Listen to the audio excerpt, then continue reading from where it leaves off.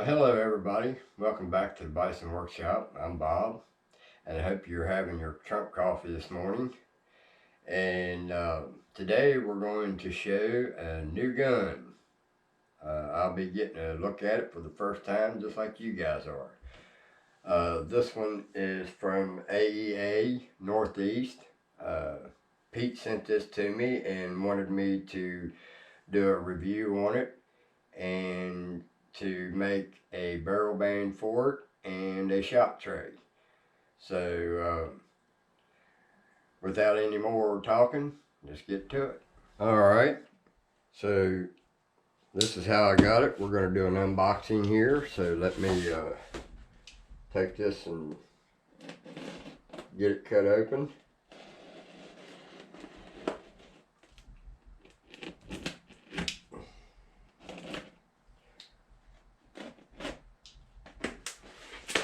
And I'm hoping I can slide it out because I got to send it back to him. So I want to try to use the same package that it came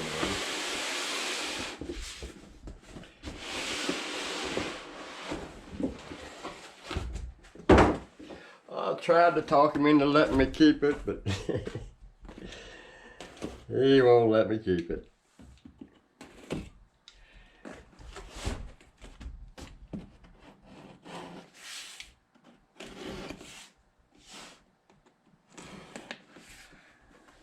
Alright, so what? I thought there was going to be a black box in this.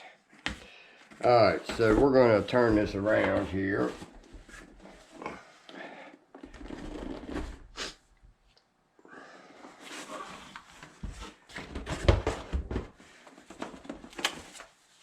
And voila. So they sent me some stickers, I see. Cool. I've been after him to get me some logos. I'd like to have one to put in behind the on the wall back here, a banner or something. So he sent me 4, 5. See, 1, 2, 3, 4, 5 bigger ones, and 5 smaller ones.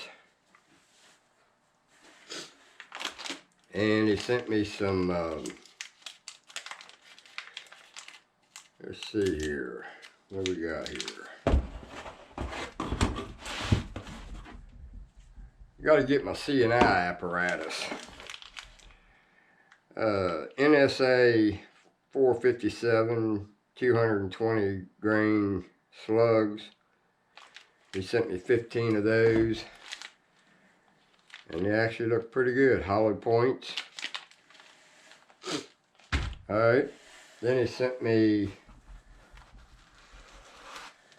1 magazine. Man, that thing's a hefty magazine. That's a big one. And the screw for the stock.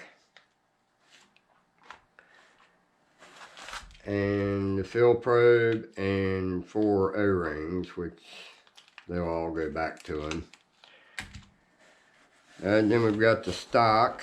And I don't know why AEA can't come up with a new design. It's like they're stuck with this design. They don't know how to come up with another design.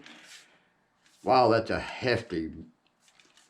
I never could get over how wide those things are. They're just so big. Alright. And then we've got the gun itself. Man, that's a heavy gun. So let's put this aside here. And let's move this box. I don't think there's anything else in there. There isn't.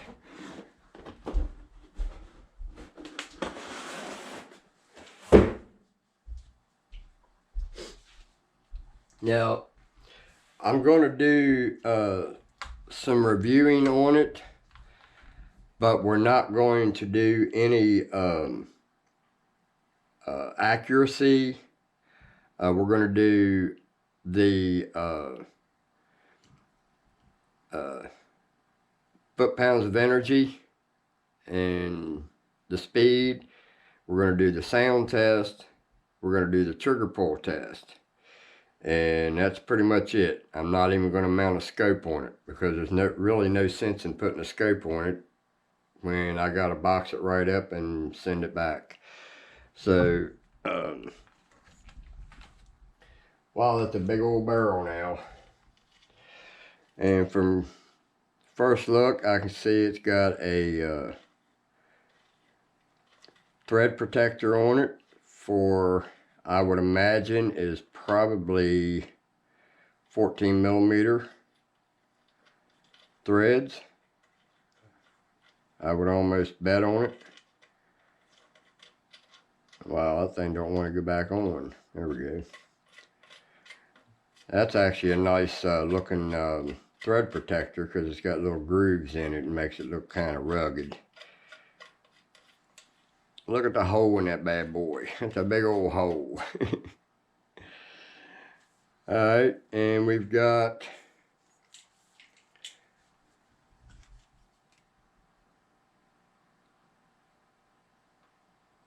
$350 bar,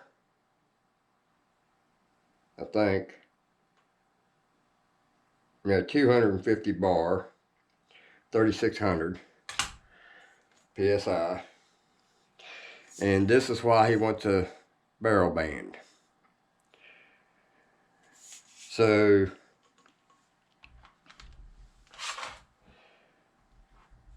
we know that the tank don't leak because it's still got the exact amount that he put in it. And this has got the cocking lever, just like the Zeus, where you push the lever here, or button, and cock it back. And I'm not going to do it yet. And I think you have to do that when you go to put it back. Now this is the new Challenger. It's got a bigger tank, and the safety is a little different. It doesn't have the screw knob on it. And yes, you can't work it unless it's cocked, which that needs to change.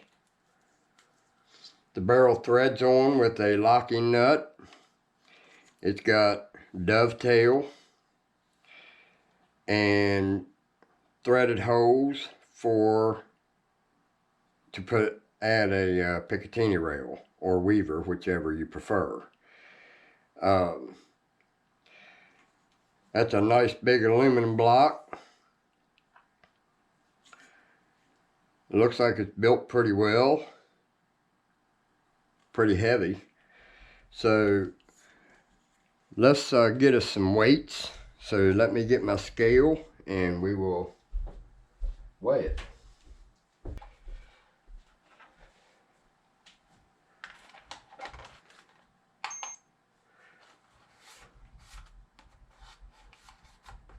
Got a little dust on it. Alright, so what I'm going to do, I'm going to weigh the stock by itself. And it's 2 pounds, 9.9 ounces. So then we have the gun itself.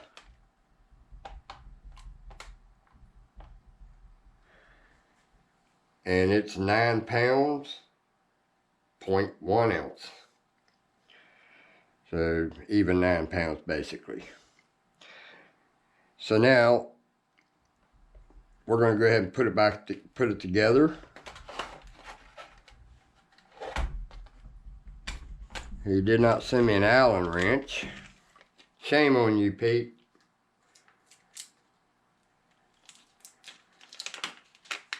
Hope I got an Allen wrench that'll fit it.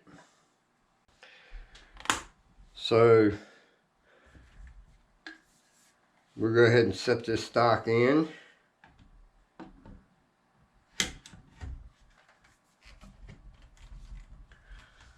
Make sure it's seated good.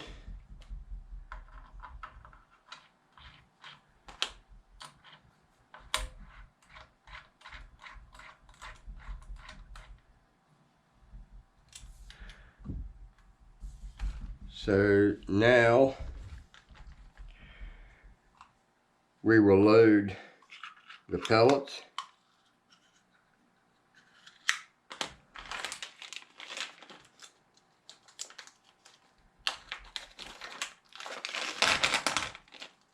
Alright, now the way you load these is you turn this all the way around, and then you load the first one in backwards. That holds it in place. Then you turn it around and you add the rest of them. Now we're not going to stick this in the gun. What I'm trying to get to is I'm going to weigh the gun with everything on the scale with a loaded magazine. And we've got a 6-round magazine, and it doesn't, this is one of those magazines that does not have a stop, so you have to remember how many pellets or slugs that you have shot. Otherwise you're going to shoot air. So man, just the clip alone is heavy. And we're going to be making a shot tray for this, and we're going to be making a barrel band for this. Now we're going to redesign the barrel band. It's not going to be, I don't think we're going to do like we did on the original Challenger. We're going to do this one a slight different. I think we're going to try to get us an angled one. I've been thinking about this, and I'm thinking I want to make a angled one so that it sets in there like that. So it kind of looks aerodynamic kind of deal. So now let's weigh this gun together with a clip sitting on it. And I don't know if I don't have a scope available, or I would weigh a scope, but the way the gun is right now, we're looking at 11 pounds, 15.9 ounces. So it's raining today, so we're probably not going to do the shot test today. This is just the unboxing, part 1 of the video. And now let's get to the one thing that bothers me about these stocks. Now this is just a preference thing, but I believe I can speak for myself as well as everybody else that the one thing that you always want in your gun is a way to shoulder it. Nobody's going to carry this gun in the woods, and they're not going to hang that on their arms to the side. My God, your arms would be tired after about 2 minutes. I mean, that's a god-awful heavy gun. But this is designed for hunting, real hunting, so, or serious hunting. So, sling studs are a must. This is a heavy gun that deserves to have sling studs put in it. There's no reason why they can't put sling studs in these stocks. Other than that,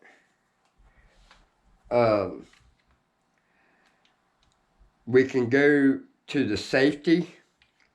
I don't like where that's located because, as you can see, it's really close to the trigger guard. So you have to have fingernails in order to get in behind that, because you've only got that much room in between it. So the original Challenger, and I'll show you that, at least I didn't like this trigger safety either, but at least it did give you a screw to be able to move that back and forth. So, yes, this one's loaded and ready to go. Anybody breaks in my house, they're gonna get a surprise that they don't want. But that needs to change because right now it's actually touching. So that's not a good safety. That's actually a bad safety. Now, I'm not going to cock this right now because I don't want it going off. And I don't want to load it right yet until I'm ready to start shooting it. But it'll probably be tomorrow before I do the second part of this video. It does have a rubber butt pad on it. I do like that. Vented. That's a stylish rubber butt pad. I do like that. So the markings on the side of it says Challenger 45 11.6 millimeter cal. Maximum pressure is 3600 psi fill pressure, and then you got your model number. Then you have a spinning cocking knob, which if I had this gun, that would be made out of aluminum. And it would have tighter tolerances than that because that's noisy. Like all the Challengers, you do have your cap. If I can get it off. And that one actually fits a little better than the other Challenger. I like that because the one on my other Challenger is pretty loose. But all in all, by the time you get done putting the scope on this thing's probably going to be around about between 12 and 13 pound gun. So with this gun, you're going to want to put a pretty big scope on it. You want to be able to reach out there and see something. There you have the unboxing and my thoughts on this gun so far without even shooting it. We haven't got that far yet. We'll do that in the second part of this video. So tonight I'll be working on a barrel band. As soon as I'm done with this, while I'm editing this video, I'll be making the barrel band and the shot tray for this. That clip is a whole lot bigger than the other one. Really big. And these are CNC clips or magazines. So I hope you guys enjoyed this view and unboxing. Don't forget to like, share, comment, subscribe. And thank you very much, Pete, over at Northeast, AEA Northeast, for sending me this gun to do a review on and to make some parts for it. Now, the barrel band for this thing will only fit, the one I make will only fit the 45 caliber, this one, and the 50 caliber, the new style. This is the new Challenger, the upgraded or updated version of the Challenger. So it won't fit the 357 because the 357, from what I understand, has a smaller barrel and a smaller tank. So that one, I'll have to get that one if I'm going to make a barrel band for that one. So the shot tray will fit all three of them, but the barrel band will be different for the 357.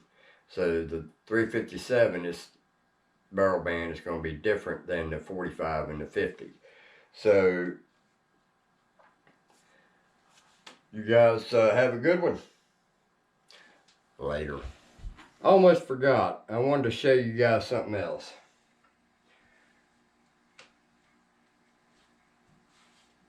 I have this rifle for sale, as is, the way it is, right now. Scope, the barrel band, Picatinny rail, sling stud upgrade with the sling stud down here in the buttstock. And I got this from M&B, so I know it's an okay gun, that it works fine. The only thing I had to do for it was put a new sear in it. So I took one out of a breech I had here. But I've got this rifle up on my site for sale. And it comes with the scope, the suppressor, the barrel band kit, the sling stud kit, and 2 magazines. And I have it on my site if you guys are interested in it. You're buying as is. Everything works on it. But if you have problems with it, it is a cattleman gun. So if you have problems with it, I can't help that. But it seems to be an alright gun. It's just, I haven't shot it. And I was told that it shot pretty decent at 50 yards. So what it is, it's an M1 and a T2 stock. So if anybody's interested in this, I have it on my website for sale. And it's got a Westlake scope on it, a 4 by 12 by 50 EG. It's a 1-piece scope, and on the ends here, you know how you have the bezel on the end of most of your scopes that turns. Well, this one turns right here, I believe. No, it don't. I'm sorry, I'm wrong. But it's a 1-piece. The scope and the mount is all 1 piece, and it's a let's see, Picatinny scope ring. So I mean, it's got a few blemishes on the shroud, but you know, it is what it is. It's a M1 with a T2 stock. So the scope is brand new, and I'm gonna let it go with it. So you get all that you see right here for 450 bucks. That's a pretty sweet deal. It's got $75 worth of barrel band on it. It's got $60 worth of suppressor. Actually, I think they was wanting more than that for it. And I think that was a $40-some scope. So it's well worth that. So if anybody's interested in it, there you go. And it does say M&B on the side of it. So you can file that off, or you can leave it on there as a momentum. So I just wanted to add that to this video. So thanks for watching, guys.